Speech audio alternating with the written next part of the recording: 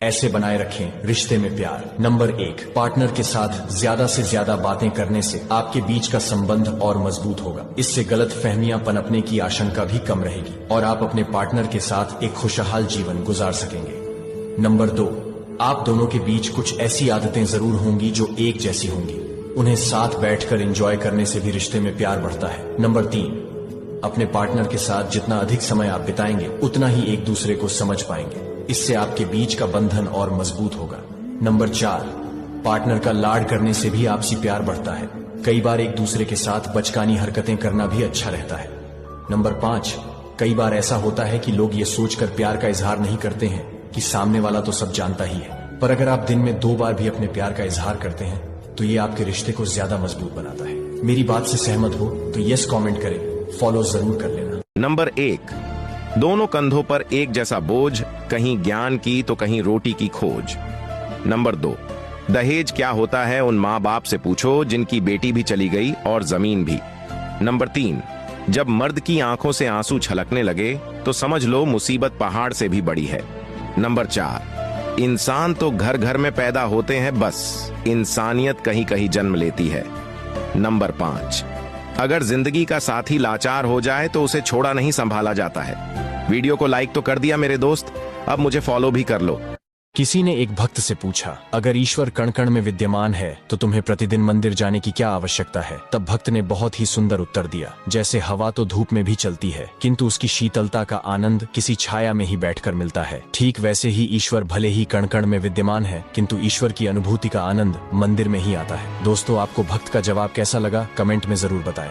वो पुरुष कभी प्रेम की पवित्रता को समझ नहीं सकते जो स्त्रियों को भोग की वस्तु समझते हैं, जो दैहिक इच्छाओं की पूर्ति के लिए प्रेम करने का नाटक करते हैं। वो ताउम्र बस देह तक रह जाते हैं। कभी स्त्रियों के अंतर्मन तक पहुंच पाना संभव ही नहीं उनसे।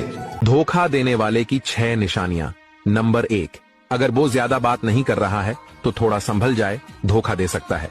नंबर 2, सबके लिए टाइम है उसके पास लेकिन आपके लिए नहीं तो धोखा मिलेगा।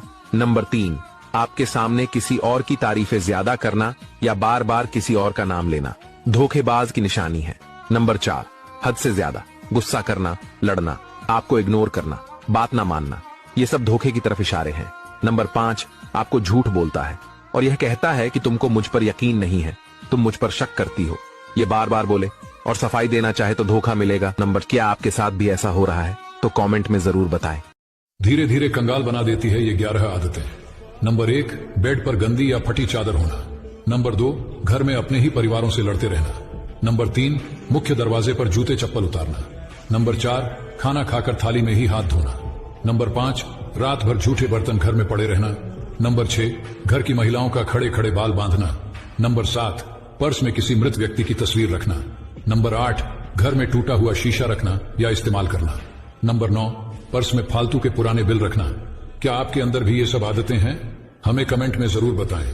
ईश्वर ने सृष्टि की रचना करते समय 3 विशेष रचना की। 1, अनाज में कीड़े पैदा कर दिए वरना लोग इसका सोने और चांदी की तरह संग्रह करते। 2, मृत्यु के बाद देह शरीर में दुर्गंध उत्पन्न कर दी वरना कोई अपने प्यारों को कभी भी जलाता या दफन नहीं करता। 3, जीवन में किसी भी प्रकार के संकट या अनहोनी के साथ धैर्य और साहस दिया वरना जीवन में निराशा और अंधकार ही रह जाता, कभी भी आशा, प्रसन्नता या जीने की इच्छा नहीं होती।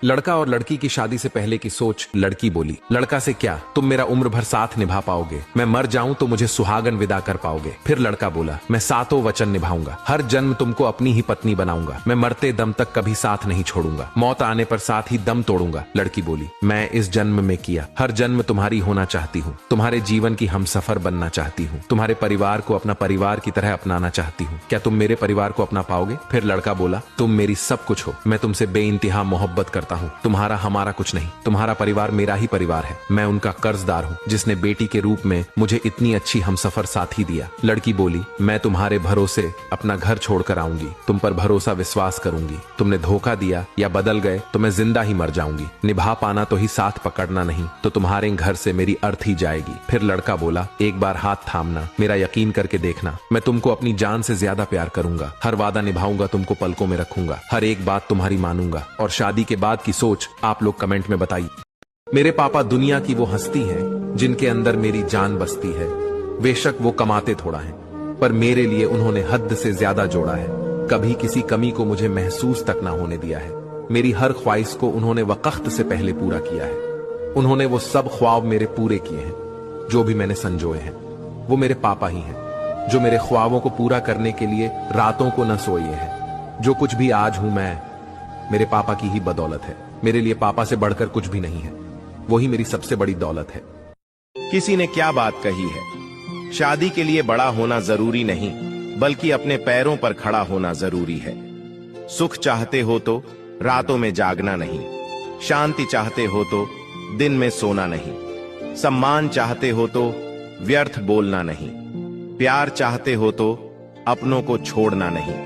घर में घुसते ही बेटा बोला, मम्मी कुछ खाने को दे दो यार, बहुत भूख लगी है। ममता से भरी माँ ने हल्के गुस्से से कहा, बोला था ना कुछ साथ ले जा। बेटा तुरंत झुंझला कर बोला, यार मम्मी अपना ज्ञान अपने पास रखो, बस जो कहा है वो कर दो। पहले ही मेरा दिन अच्छा नहीं गया है। थोड़ी ही देर बाद घंटी बजी और बेटी भी स्कूल से लौट आई। माँ ने मुस्कुराते हुए पूछा, आ गई मेरी बेटी, कैसा था दिन? बेटी ने भी गुस्से में कहा, मम्मी प्लीज मेरा दिमाग मत खराब करो, मुझे अकेला छोड़ दो। शाम को जब पति लौटे, उनका चेहरा गुस्से से लाल था। माँ ने जैसे ही हल्की फुल्की बात शुरू की, वो भी भड़क उठे, प्लीज मुझे अकेला छोड़ दो, पहले ही बॉस ने क्लास ले ली है और अब तुम शुरू हो गई। ये सिलसिला पिछले कई सालों से चल रहा था। हर किसी का गुस्सा, झुंझलाहट और चिड़चिड़ापन माँ पर ही उतरता था। आखिरकार माँ ने अगले दिन से सब कुछ चुपचाप करना शुरू कर दिया। जो जैसा कहता बस करके दे दी, बिना कुछ बोले। कुछ दिन ऐसे ही निकल गए। फिर एक रविवार को बेटा, बेटी और पति तीनों माँ के पास आए। चिंतित होकर पूछा, तबीयत ठीक है ना? क्या हुआ है? इतने दिनों से तुम चुप क्यों हो? माँ ने थोड़ी देर चुप रहने के बाद गहरी सांस ली और कहा, मैं तुम सबकी पंचिंग बैग हूँ क्या? जो भी आता है अपना गुस्सा या चिड़चिड़ापन मुझ पर निकाल देता है। अगर तुम्हारा दिन अच्छा नहीं गया तो इसमें मेरी क्या गलती है? तीनों के चेहरे शर्मिंदगी से झुक गए। दोस्तों याद रखें, बाहर वालों का गुस्सा घर वालों पर ना निकालें। परिवार में आपसी प्यार और सम्मान बहुत जरूरी है। हमें अपने परिवार के सदस्यों के साथ हमेशा अच्छा व्यवहार करना चाहिए।